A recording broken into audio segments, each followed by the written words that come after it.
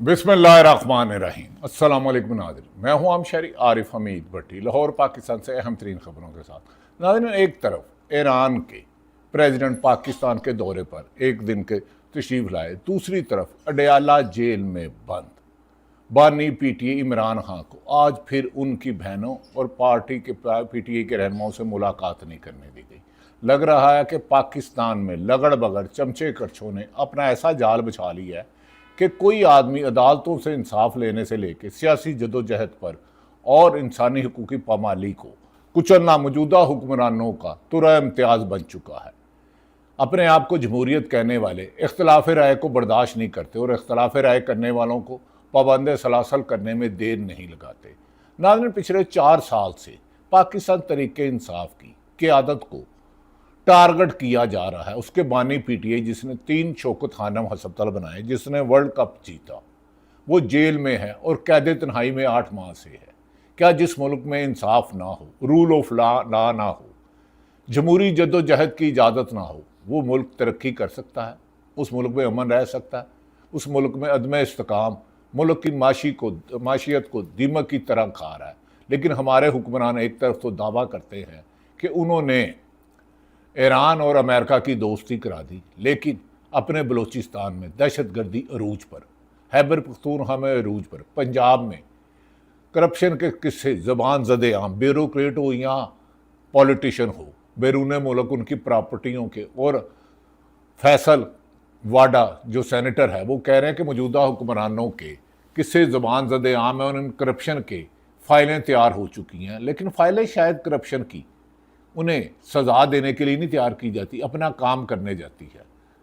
कैसे काम करने जाती है? जस्टिस मंसूर अली शाह साहब क्रेडिबल चीफ जस्टिस बनने थे, लेकिन उनके लिए 26वीं और 27वीं तरमीम लाई गई और उनकी जगह ये अफरीदी साहब को चीफ जस्टिस बनाया गया, जिसके बाद मुल्क की सबसे बड़ी अदालत सुप्रीम कोर्ट से इंसाफ का हसूल मुश्किल ही नहीं नामुमकिन हो गया।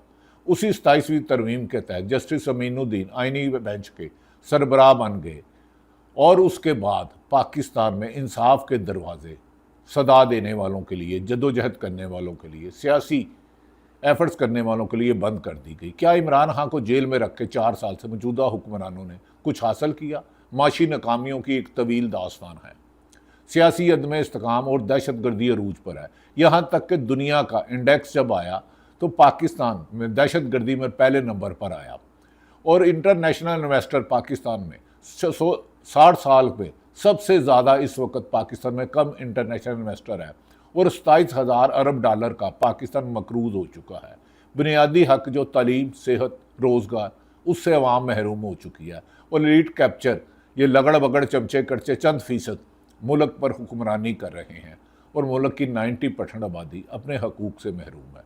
ऐसे में क्या इसको जमहूरियत कहा जा सकता है? जुल्फ़िकार अली भुट्टो जिसने फांसी की सज़ा तो बर्दाश्त कर ली, लेकिन उस वक़्त के डिक्टेटर ज़ियाउल हक से दोस्ती ना की, उसके से माफ़ी ना मांगी। लेकिन यही आज जो नवाज़ शरीफ हैं, मुस्लिम लीग नून के सरबराह, जिनके छोटे भाई प्राइम मिनिस्टर ऑफ पाकिस्तान है, जिनके समधी नायब वज़ीर ख़जाना है, जिनकी साहबजादी वज़ीर आला पंजाब है, जिनके समधी का बेटा एक एडवाइज़र टू सीएम है, और एक तरफ जदोजहद करने वाले जिसका मैंडेट को 8 फरवरी 2024 को चोरी किया गया, जिससे बल्ले का निशान छीन लिया गया, आज वो कैद तन्हाई में आवाम से पूछ रहा है कि कायदे आज़म ने पाकिस्तान बनाया था। और ये मुस्लिम लीग नून के लोगों की तो बात ही मारी गई है। कहते हैं कि नवाज़ शरीफ की तस्वीर 5,000 के नोट पर लगाई जाए। कहाँ कायदे आज़म और कहाँ नवाज़ शरीफ, जो 2 दफ़ा डील करके, पहले ज़ियाउल हक दौर में, उसके बाद मुशर्रफ दौर में डील करके जद्दे गए, बाद में Qamar Javed Bajwa ex army chief से डील करके लंदन गए 4 हफ्ते के लिए और बाद में मुल्क में ना आए। क्या ऐसे मुल्क में जमहूरियत और आइन और एक अवाम अपने हकूक़ से महरूम होगी तो क्या तरक्की होगी? नाज़रीन, अब आज आते हैं हम। आज का दिन पाकिस्तानी सियासत, अदालती फ़ैसले और ख़ित्ते के सफारतकारी के हवाले से गैर मामूली अहमियत अख्तियार कर गया है। एक तरफ तो अडयाला जेल के बाहर इमरान खान से मुलाकात के दिन एक बार फिर कशीदगी और सियासी सरगर्मियाँ देखने में आई। सियासत को दफन कर दिया गया। सहाफ़त जो था उस पर इतनी कदगन लगाई कि जेन्युइन सहाफ़ी, प्रोफेशनल जर्नलिस्ट निसार उस्मानी जैसे लोग आज होते तो वो शर्मिंदा होते कि हमने सहाफ़त का पौधा जो लगाया था इस पे तो दीमक लग चुकी है। अदलिया के जज साहबान होते, फातिमा जना की बहन को इन्होंने, कायदे आज़म की बहन फातिमा जना को भी गद्दार कहा, और आज कभी वली खां गद्दार, कभी भट्टो गद्दार, कभी इमरान खां गद्दार, कभी मानूर बलोच गद्दार। क्या हर बंदा जो इख्तलाफ करता है वो गद्दार होता है? इख्तलाफ राय तो जिंदा कौमों की निशानी होती हैं, लेकिन सुनने वाले दो कान चाहिए। लेकिन एक जब ज़बान हो तो ये मेरे ख़िलाफ़ है, इसे मार दो, इसे ख़त्म कर दो, सफ़ा हस्ती से मिटा दो, तो फिर माशरा नहीं जंगल होता है, और जंगल में हर ताकतवर कमज़ोर को खा लेता है। नाज़रीन, से दूसरी जानिब PTI को आज़ाद कश्मीर हाई कोर्ट से बड़ा रिलीफ मिल गया है। उधर इंसदाद दहशत गर्दी अदालत ने अदालती अहकामात की खिलाफ वर्जी पर इस्लामाबाद के DIG को सज़ा सुनाकर एक नई कानूनी बहस छेड़ दी है। गो के इस मुल्क में जितना जुल्म हो उसे इनाम मिलता है, सज़ाएँ नहीं मिलती। जस्टिस फाइज ईसा काला नाम छोड़ गया। सिकंदर सुल्तान राजा इलेक्शन कमिश्नर ने एक पाकिस्तान की सबसे बड़ी जमात से बल्ले का निशान छीन लिया। लोगों ने 150 नामों में वोट डाला, लेकिन क्या इस DIG को जिसको सज़ा दी है हुकूमत इम्प्लीमेंट करेगी? इस्लामाबाद के DC को भी सज़ा दी, लेकिन हुकूमत ने उन्हें तमगात से नवाज दिया। नाज़रीन, सुना DIG को सुना कर एक नई कानूनी बहस छेड़ दी है, जबकि वज़ीर आज़म शहबाज शरीफ ने 2018 के इंतखाबात में तहकीकात का मुतालबा करते हुए सियासी दर्जा हरारत मज़ीद बढ़ा दिया है। और दूसरी जानब ईरानी सदर मसूद पेशकान पाकिस्तान पहुँच चुके हैं, और ईरान ने अपने जोहरी प्रोग्राम पर दो टोक मौक़िफ़ अख्तियार किया है कि जबकि इसराइल और वज़ीर आज़म नेतन्याहू ने अमेरिकी असलाह इंसार को कम करने का ऐलान करके हित्ते की सियासत में नई बहस छेड़ दी है। पहले बात करते हैं अडयाला जेल की। आज इमरान खां, साबिक़ वज़ीर आज़म पाकिस्तान, वर्ल्ड कप जीतने वाला इमरान खां, जिसने डील से इनकार किया 5 दफ़ा, आज उसे कैद तन्हाई में उसी पादाश में रखा गया है। आज इमरान खां से मुलाकात का दिन था। सुबह से ही इनकी बहनें अलीमा बीबी, उज़मा नराज़ी और नूरीन नियाज़ी और PTI के कारकुन अडयाला जेल के बाहर जमा होना शुरू हो गए थे।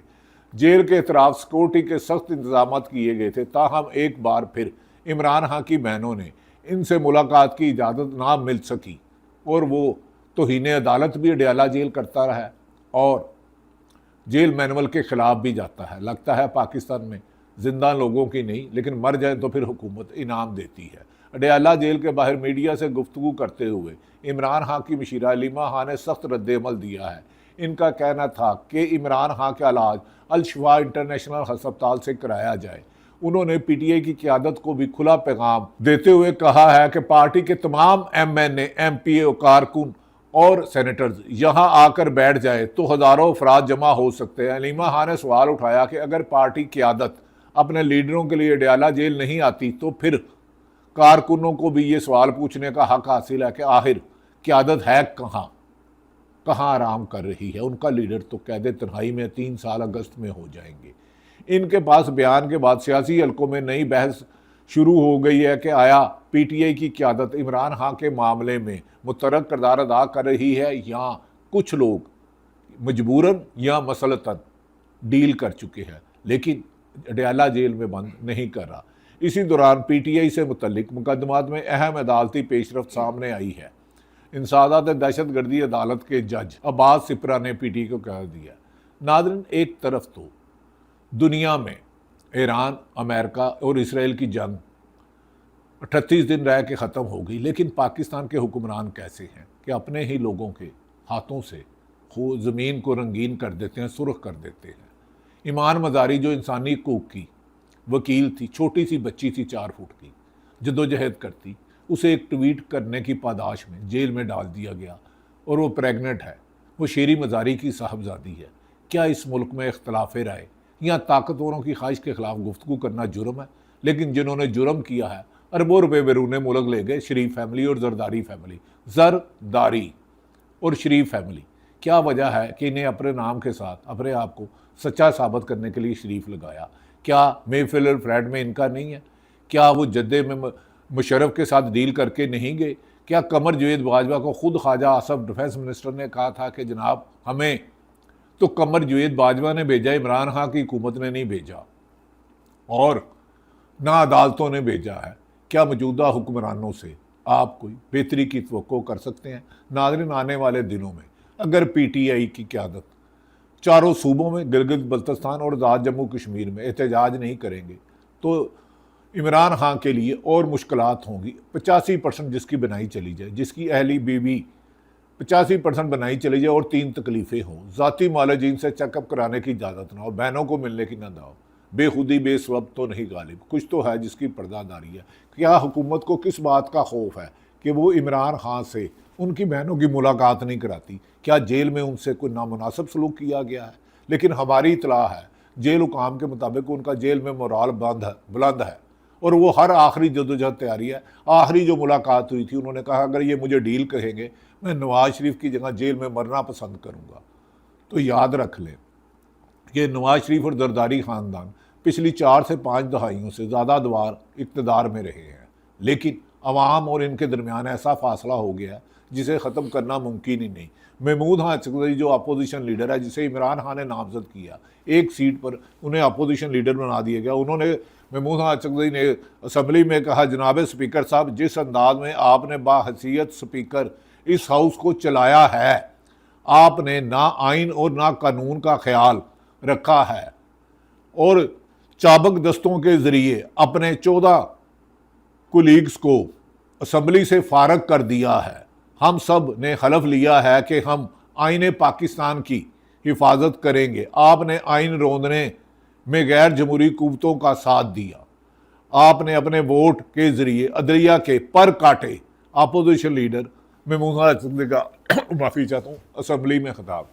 नाज़रीन, ये वही मुक़द्दस असम्बली है जिसमें शहीद अरशद शरीफ कहते थे कि असम्बली में ऊपर अल्लाह के 99 नाम लिखे हैं। उसी 99 नाम लिखी कि मुक़द्दस अमान में अरकान असम्बली को 26वीं और 27वीं तरमीम के दौरान नकाब पोशों ने छापे मारे और अरकान असम्बली को उठाकर ले गए। क्या वो असम्बली कानून साजी के लिए या अरकान को अगवा नहीं कर सके? जो अरकान कौमी असम्बली को सेनेटर को अगवा किया गया वो अवाम को उनके हकूक़ दे सकती है? आप मुल्क के कॉन्स्टिट्यूशन बुक मंगा लें, उसमें 38 है कि अवाम की जानो माल की हिफाजत, तलीम, सेहत, रोज़गार देना हुकूमत की जिम्मेदारी है। इन सब नाकामियों के बावजूद इस मुल्क को जमहूरी मुल्क कहना जमहूरियत की तजलील है। दूसरी तरफ नवाज शरीफ के साबिक़ वज़ीर ख़ज़ाना मिफ्ता इस्माइल ने कहा है नारा लगाया गया उड़ान पाकिस्तान के 4 साल में एक्सपोर्ट $60 अरब पर ले जाएंगे, लेकिन 4 साल में एक्सपोर्ट पहली वाली सतह से भी कई गुना नीचे गिर गई। FBI टैक्स कलेक्शन में नाकाम हो गई, एक्सपोर्ट गिर गई। पाकिस्तान 87,000 अरब से ज़्यादा कर्ज़ों में मकरूज हो गया। एक बच्चा जो पैदा भी नहीं अभी हुआ वो 3 से 3.5 लाख तक मकरूज होता है। हाँ, हमारे हुक्मरान चाहे सिरे महल लें जरदारी साहब या मेफिल फ्लैट ले शरीफ ख़ानदान, लेकिन गरीब आदमी को तलीम और सेहत ना देना इंसाफी है। दूसरी तरफ हुकूमत की बी टीम मौलाना फजलुर रहमान बातें तो अच्छी करते हैं, लेकिन उनका अमल हमेशा उनके दोरे मेयार की निशानदेही करता है। मौलाना फजलुर रहमान की सियासत.com ने एक्स पे ट्वीट शेयर की है कि कश्मीर एक्शन कमेटी के काबरीन की दरख्वास्त पर मैंने कश्मीर और पाकिस्तान के बेहतरीन मफाद के लिए मसालती करदार अदा करने की हामी भरी है। सालिसी का करदार अदा करने के लिए मुझे वक़्त और मोहलत दरकार है ताकि हुकूमत से रब्ता किया जा सके, मुज़ाकरात के लिए गुफ्तगू की जा सके। कमेटी अगले किसी लाए अमल की तरफ ना जाए ताकि मुज़ाकरात की तरफ मसला के हल की तरफ पेशरफ्त हो सके, आइनी तरीका मिल सके। नाज़रीन, एक तरफ तो पीपल्स पार्टी के वज़ीर आज़म आज़ाद जम्मू कश्मीर में कश्मीर एक्शन कमेटी को कलंदम करार दे रहे हैं, कहते हैं भारत उनके साथ है। दूसरी तरफ ये फैसला कर रहे हैं जो इख्तलाफ राय करे, बलोचिस्तान में हमारे बलोच भाई करे तो उन्हें कह देते हैं कि ये मुल्क के दुश्मन है। कोई KPK में कोई इख्तलाफ राय करे तो वो दुश्मन है। क्या मुल्क के खैर खा ये है? क्या मुल्क के वो खैर खा हो सकता है जिस शख्स ने आइन पर हलफ लिया हो कि मैं मुल्क पाकिस्तान के साथ वफा करूँगा, अपने इख्तियारात से तजावज़ नहीं करूँगा, सियासत में हिस्सा नहीं लूँगा, ब्यूरोक्रेसी हो या पुलिस अफसर, वो इख्तियारात से तजावज़ कर वो हुकूमत मुखालफिन पर झूठे मुकदमा दर्ज कराएं, उनके घरों पर 10-10 छापे मारें, तोड़ फोड़ करें, उनकी बीवी बहनें बच्चों को पकड़े, उनका कारोबार तबाह कर दे। कायदे आज़म ने 1999 में सिविल अफसरान से खिताब करते हुए कहा था आपने आइन और कानून के मुताबिक अपनी जिम्मेदारियां अदा करनी है। कोई भी हुक्मरान आपको खिलाफ आइन काम करे, गलत काम करे, किसी के खिलाफ झूठा केस बनाने का करे, आपने इनकार करना है। आप किसी एक हुकूमतान के नहीं गुलाम, आइन के मुताबिक काम करना आपकी जिम्मेदारी है। कायदे आज़म ने, वो कोई सरकारी अफसर नहीं थे, वकील थे, उन्होंने अपनी बीमारी को राज रखा, कैंसर बीमार हो गए। उनकी बहन फातिमा जना को गद्दार करार दिया गया। अब हर इख्तलाफ राय शहीद अरशद शरीफ जब इन्हें एक्सपोज करने लगे, सच बोलने लगे, उन पर 2 दर्जन के करीब जाली मुकदमा दर्ज कराए गए।